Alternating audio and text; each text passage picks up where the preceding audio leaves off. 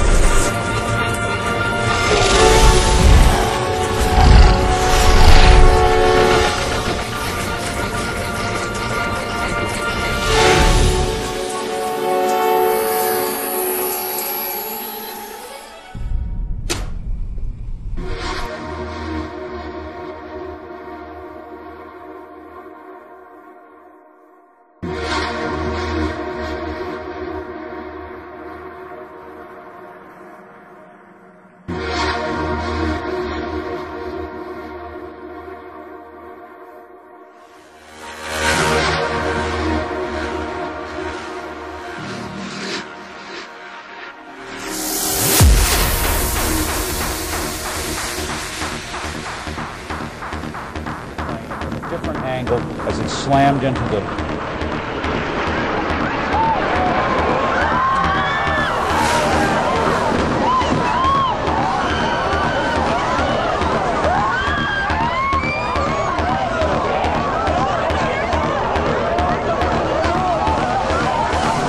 I want Americans and all the world to know American and coalition forces are in the early stages of military operations.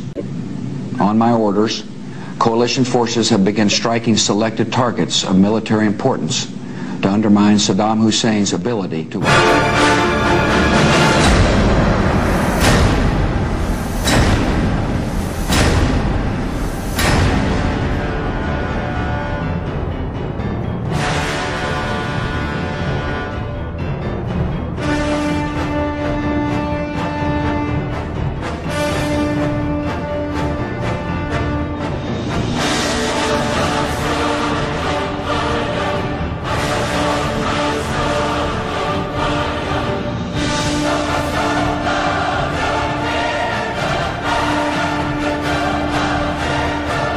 We have before us the opportunity to forge for ourselves and for future generations a new world order, a world where the rule of law, not the law of the jungle, governs the conduct of nations.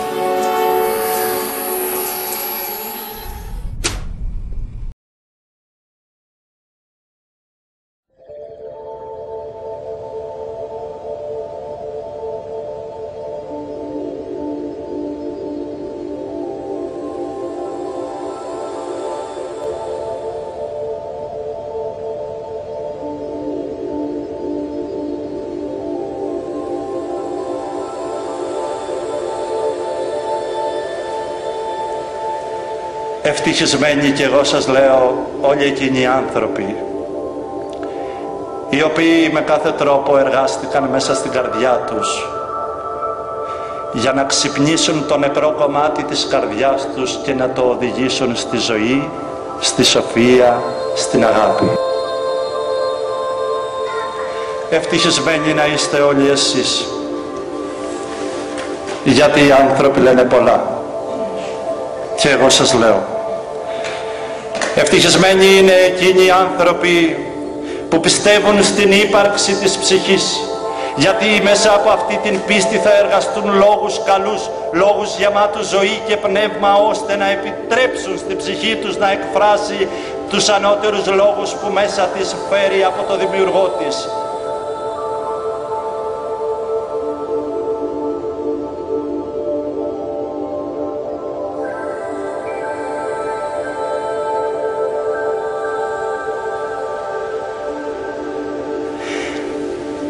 Στην εποχή μας οι άνθρωποι λένε πολλά και εγώ σας καλώ και σας λέω, ευτυχισμένοι όσοι βαφτίστηκαν στο μυστήριο του Λόγου και κοινωνούν την καινούργια αγιότητα της αλήθειας στην καρδιά και στο νου τους. Ευτυχισμένοι δηλαδή όλοι οι άνθρωποι που βαφτίστηκαν, κατανόησαν, γνώρισαν τι εργάζεται ο Λόγος στην ανθρώπινη ύπαρξη και μέσα από την επίγνωση αυτή εργάστηκαν ζωή στον εαυτό τους, ζωή στους συνανθρώπους τους. Ευτυχισμένοι αυτοί οι άνθρωποι και πάλι ευτυχισμένοι.